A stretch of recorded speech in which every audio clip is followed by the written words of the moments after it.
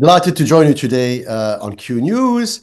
The short answer is no, because a lot of what we heard in the past 5 days is fiction. So if you listen to Keir Starmer in London and Emmanuel Macron in Paris and Ursula von der Leyen in Brussels, it's all nice and beautiful, and they want to bridge the gap between two parties, one being America, the other is Kiev.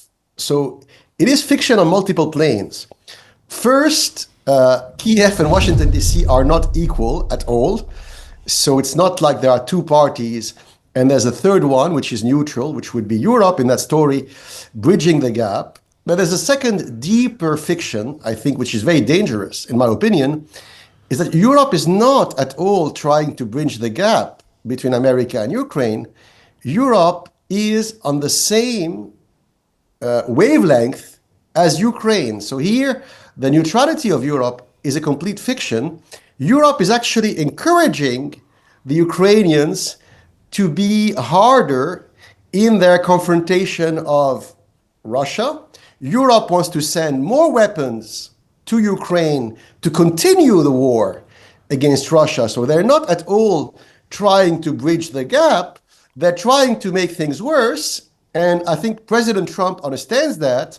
And he's really annoyed at what the Europeans are doing, because quite frankly, the Europeans pretend to work for peace, but in reality, they have that neoconservative worldview. And how do you know that they have that George Bush, Dick Cheney, warmongering worldview? Well, the choice of words, 2 days ago they met in London, and guess what? They came up with a term which is really fascinating, which Macron and Starmer called the coalition of the willing.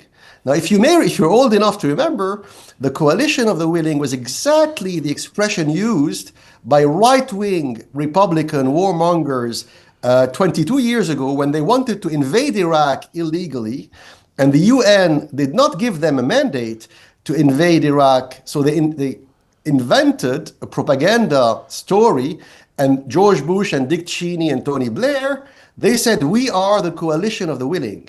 So it's really crazy that, fast forward today, in London, Paris, and Brussels, we are hearing the same kind of right-wing warmongering rhetorics.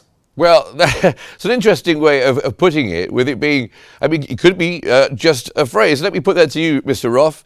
The Europeans are a bunch of warmongering neocons. Is this true? Not since, I don't know, the first part of the last century. I don't really find the Europeans to be terribly aggressive or martial in their approach to foreign policy and security policy. I think we've had, since the end of World War II, a period of relative peace and security that I don't know that hasn't been seen since maybe after the period after the Congress in Vienna. I just think that's,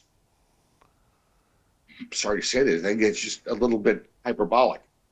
Yeah, I'm going to come back to you on that, Mr. Fursley. Hyperbolic, Mr. Roth says, is it not the case that what Keir Starmer means by the coalition of the willing and President Macron is it's a coalition of the willing who are willing to defend Ukraine, and also when there is some kind of ceasefire or peace deal, be the ones to secure that peace? Well, on the face of it, and that's how they called their summit in London 2 days ago, right? The Summit for Peace, or the Peace Summit. But it's a very Orwellian. Why is it a very Orwellian, quasi-totalitarian expression? Because if you long for peace, you don't triple the amount of ammunitions and weapons which you send to one of the warring parties. So once again, why am I using that Bush-Cheney parallel? Because of ideologies, because ideas are more important than facts. Let me just interrupt you there. Bush and Cheney and Blair invaded Iraq In this case, Russia invaded Ukraine. It's not quite the same, is it? You are absolutely right. But this is the optical illusion. So basically, being invaded or invading, etc. So all these are false pretexts.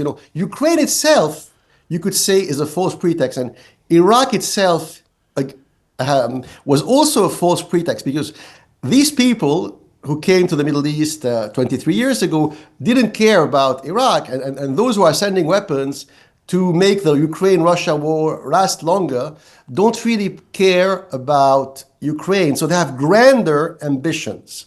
Okay. Uh, and this is where I disagree with my colleague. So you don't need to go to Vienna in the 19th century and speak about spheres of influence to have grander ambitions. But the problem is the grander ambitions of Britain and Europe are very different from Trump's. So the new government in Washington, D.C., they view the world completely differently. And I think that's why the Europeans and the Brits are in shock. Because to make a long story short, the ones in Washington, D.C., the Trump White House, they are extreme neo-realists. So they believe things, they view the world in a very simple way. They think there is a fifth industrial revolution pitting China against America. And in that new world, the accelerating techno-industrial race between Beijing and Washington, they need to be fiercely focused on China, and all the rest is pretty much a distraction. They believe that Russia is no longer a superpower. They believe that Russia is a pivot nation, and that pivot nation could be useful to America in that race against the Chinese because they want to ensure Russia's neutrality. And I think it's very smart of them. And they don't care about what happens in Moldova or Lithuania.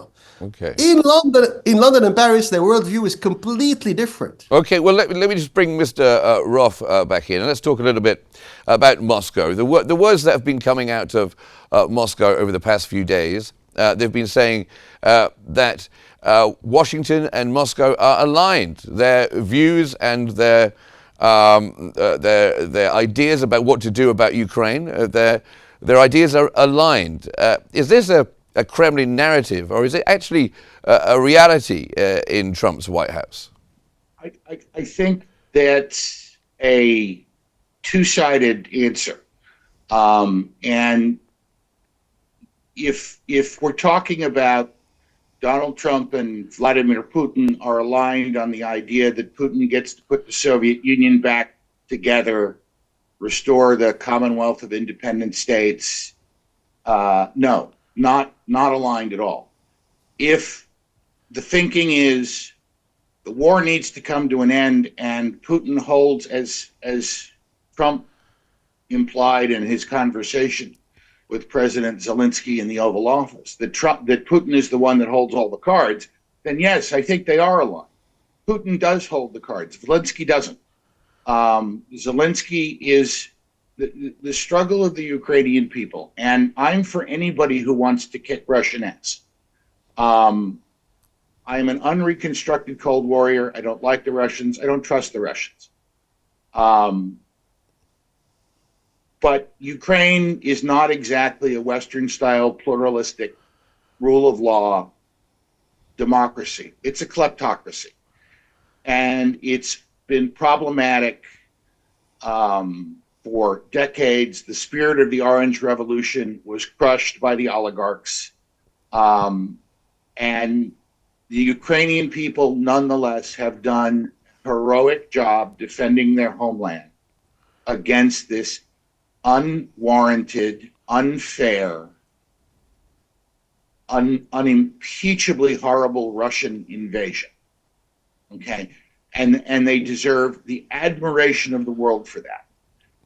To be able to do that, they have had assistance from Western democratic states, but Western democratic states that understand nonetheless that the longer this war goes on, the more likely it is that the Russians will acquire more and more territory. The person who can stop this war is Vladimir Putin, because the only thing Zelensky can do is surrender. That's the only thing he can do to stop the war. Okay, and Mr. Putin Fursley, can turn it off like flipping a switch. and so do you think that is a likely outcome, Mr. Fursley? Do you think what's going to happen first? Putin will stop the war, or is that So crudely and brutally, and you may say in a neo-realist way, I think Zelensky or whoever governs Ukraine will have to surrender. But I don't want to sound too cynical here. Why am I saying that? I think the Trump White House is not aligned with Moscow, and here I would agree with Dr. Rolf. There's no alignment, and if you read some of the experts' views in Germany, France, Britain, they accuse Trump of being allied or aligned with the Russians. Nothing could be further from the truth. But the Trump White House is made of cold neo-realists.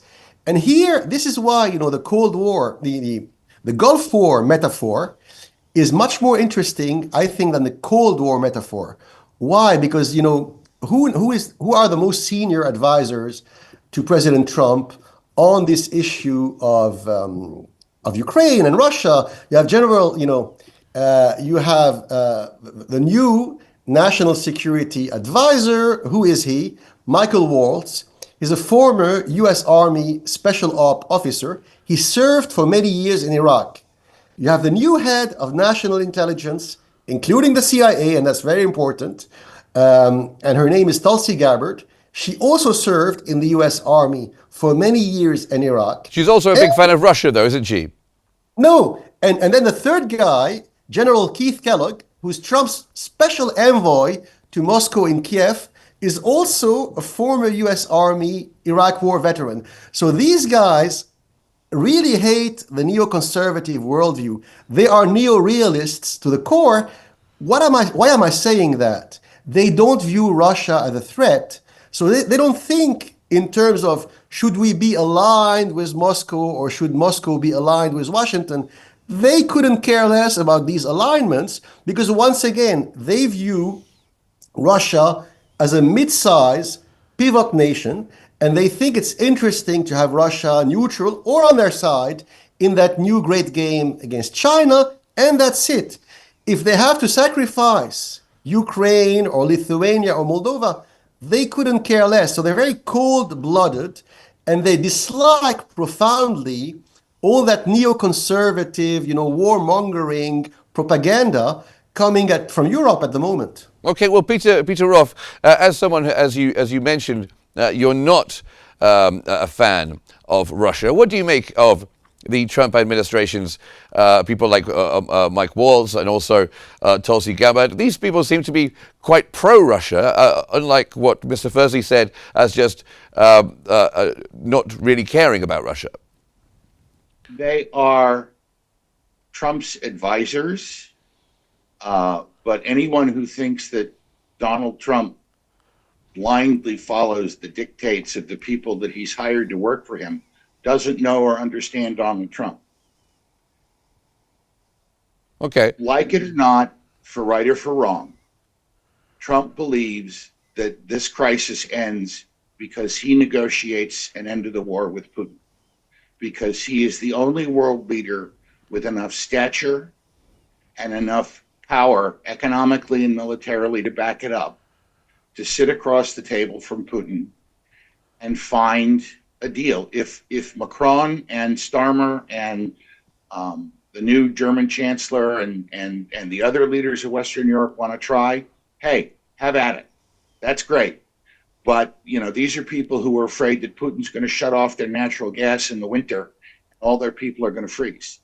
And these are the people who balk at paying the committed amounts to NATO that has Trump's backup.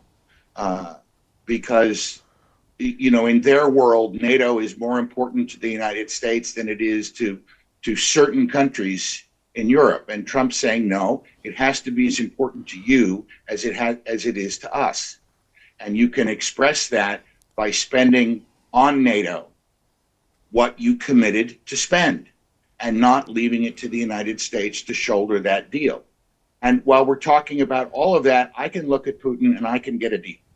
And Zelensky came into the White House last Friday, badly advised, I believe, by other Americans to pressure Trump into committing to winning the war on Zelensky's terms. And that's just not going to happen. Okay. Okay. Well, I just want to bring. There is no real world answer where that occurs, because that only happens with U.S. troops on the ground in Ukraine. Okay. I just want to bring Mr.